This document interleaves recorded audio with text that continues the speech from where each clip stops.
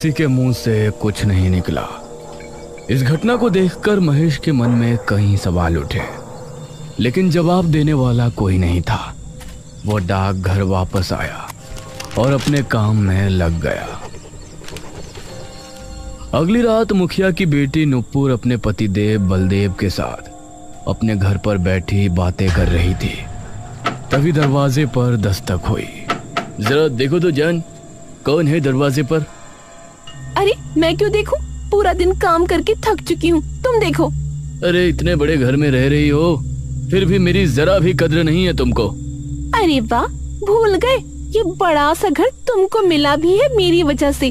चलो जल्दी से जाओ। उसकी बात सुनकर बलदेव दरवाजे पर पहुंचा तो उससे सामने जमीन पर एक चिट्ठी नजर आई। इतनी रात में भला कौन चिट्ठी देने आया होगा? उसने चिट्ठी को उठाया और पढ़ने लगा। तुम्हारे गुनाहों की सजा तुमको मिलने वाली है। तुमने जिस गुनाह को अंजाम देकर सच छिपा लिया था, अब वो सबके सामने आने वाला है। क्या हुआ जी? आपके चेहरे का रंग कैसे उड़ गया? अरे इस चिट्ठी में लिखा है कि उसने सारी बात नुपुर को बताई। कौन है ये? कहीं से सचमुच कुछ पता तो नहीं? आगे पढ़ता हूँ। मुझे तो बहुत डर लग रहा है। अगर तुम चाहते हो कि तुम्हारा गुनाह अब भी छिपा रहे तो तुम 12 बजे डाकघर के पीछे लगे बरगद के पेड़ पर पहुंच जाओ। मैं वहां तुमको मिलूंगा। बाकी की बातें वहीं होंगी। हमें जाना होगा। ये जो भी है, हमें इसको रोकना ही पड़ेगा। अब बलदेव नुपुर को लेकर घर से निकला और बरगद के पेड़ की तरफ रवाना हो गया। उसे कुछ ही दूरी पर डाकघर भी दिखाई दे रहा था। कौन है? क्या कोई मुझे सुन पा रहा है? तभी इन दोनों को साइकिल की घंटी सुनाई दी। दोनों ने चौंकते हुए देखा तो वही साइकिल सवार आकृति उनकी तरफ बढ़ रही थी। वह बहुत तेजी में था। वो बिजली की रफ्तार से इनके करीब आया और इन पर भी हमला हुआ। यह चीख डाकघर में बैठे महेश को सुनाई दी। इस बार मुझे देखना ही पड़ेगा। महेश जल्दी से उस जगह पहुंचा तो उसने पाया कि बलदेव और नुपुर उसी हालत में मरे पड़े हैं जैसे विपुल की मौत हुई थी। कौन है ये? क्यों लोगों को मार रहा है? कोई जानवर है या राक्षस? तभी उसने सामने से एक साइकिल को आते हुए देखा। उसे आता देखकर महेश का गला सूख रहा था। जैसे जैसे उसका चेहरा साफ होता गया तो महेश के दिल की धड़कन मानो ट्रेन के इंजन की तरह दौड़ पड़ी। महेश ने आगे कदम बढ़ाया, लेकिन उसका पैर एक पत्थर से टकराया। महेश गिर गया और उसके सर पर चोट आने की वजह से बेहोश हो गया।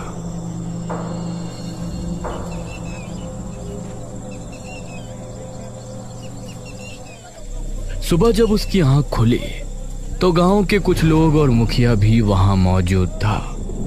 मुखिया अपनी बेटी और दामाद की लाश के पास बैठा रो रहा था।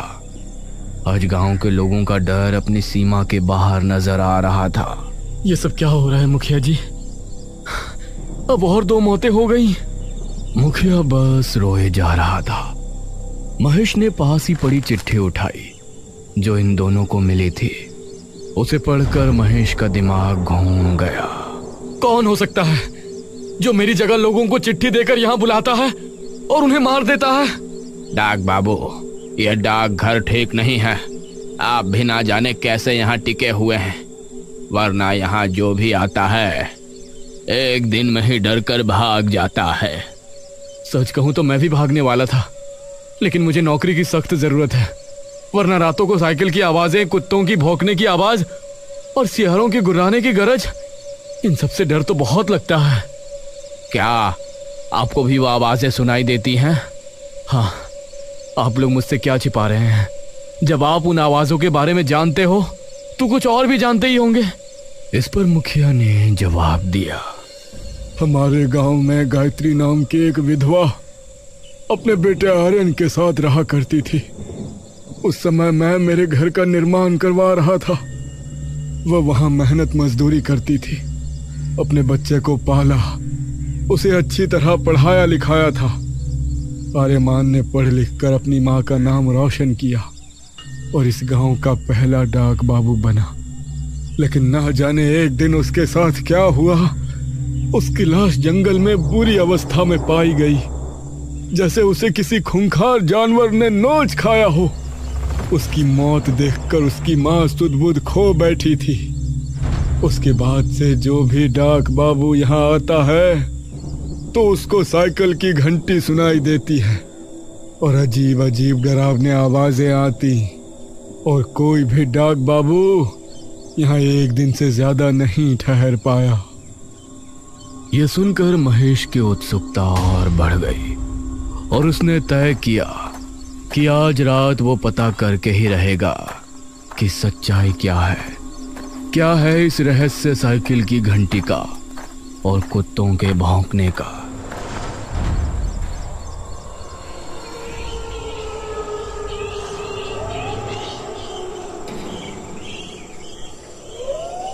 रात होने पर महेश डाकघर के दरवाजे पर खड़ा हो गया। कभी कुत्तों के भौंकने की आवाज आती तो कभी सियारों के रोने की, लेकिन आज महेश हिम्मत करके अपनी जगह खड़ा हुआ था। ठीक 11 बजे उसे साइकिल की घंटी सुनाई दी तो उसके कान खड़े हो गए। उसने पाया कि सामने से उसे वही आकृति आ रही है, लेकिन वो हिम्मत करके वहां खड़ा रहा।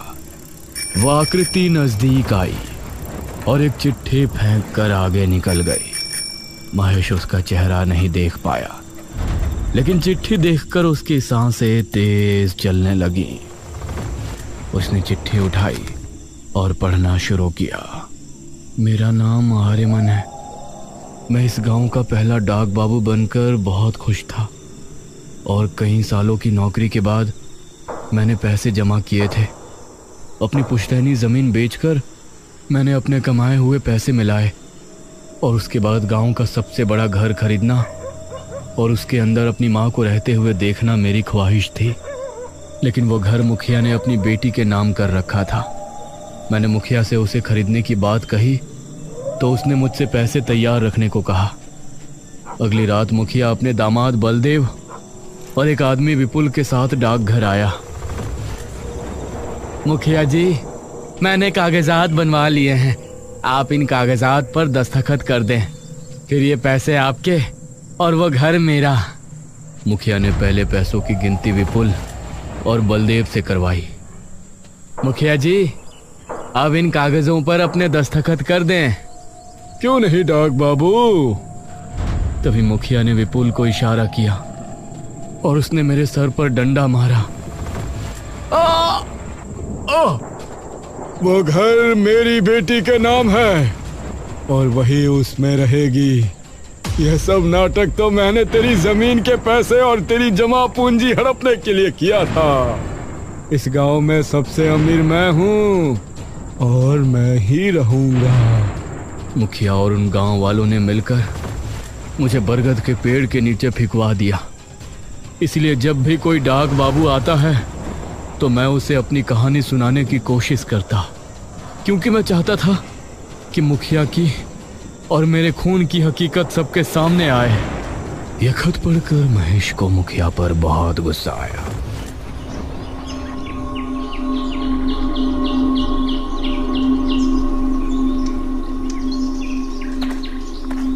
वह अगली सुबह मुखिया के घर पहुंचा।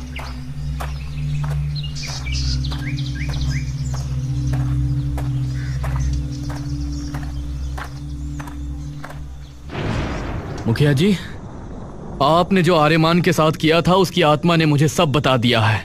अरे ये क्या बकवास कर रहे हो तुम? अगर अपनी भलाई चाहते हो तो आज रात डाकघर आ जाना। मैंने एक तांत्रिक को बुलाया है। वो तांत्रिक आर्यमन की आत्मा को कैद करके ले जाएगा और फिर इस गांव से उस आत्मा का खतरा हमेशा के लिए खत्म हो जाएगा। मुझे भी उससे तभी छुटकारा मिलेगा। यह सुनकर मुखिया के चेहरे पर मुस्कान छलक आई। ये हुई ना बात। मुखिया बहुत खुश हुआ।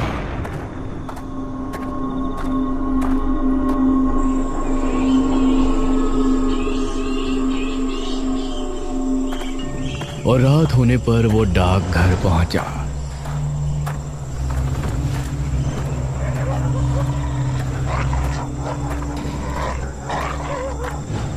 अरे महेश, तुम तो किसी तांत्रिक को बुलाने वाले थे ना?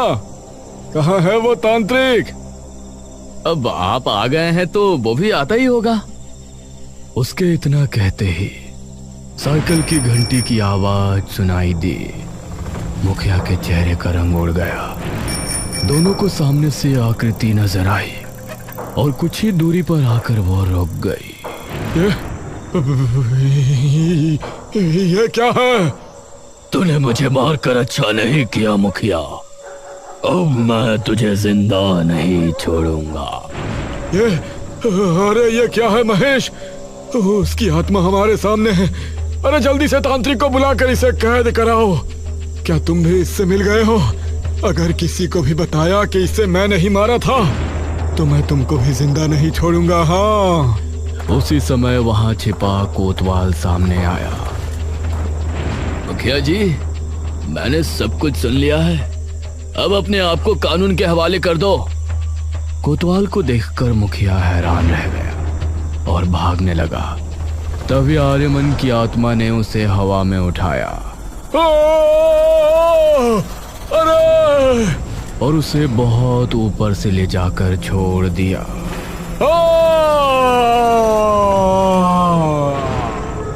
ज्यादा ऊंचाई से गिरने पर मुखिया की मौत हो गई। अब मेरी माँ को उस घर में पहुंचाना भी तुम्हारा ही काम है महेश। मैं जरूर करूंगा।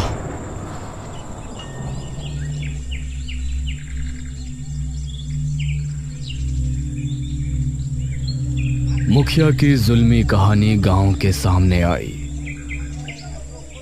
अब महेश के बयानों को लेने के बाद कोतवाल के जरिए आर्यमन की मां को उस बड़े से घर में रहने की इजाजत मिल गई। उसे अपने बेटे की मौत का गम था, लेकिन उसका सपना पूरा होने की खुशी भी थी। उसके बाद महेश अच्छे से अपने काम में लग गया। अब रात के समय जब भी उसको साइकिल की आवाज सुनाई देती तो वो डरता नहीं, बल्कि समझ जाता कि आर्यमन उसे अपने अंदाज में धन्यवाद कह रहा है, क्योंकि उसी की वजह से उसकी माँ आज बिल्कुल सही जगह अपने घर पर है।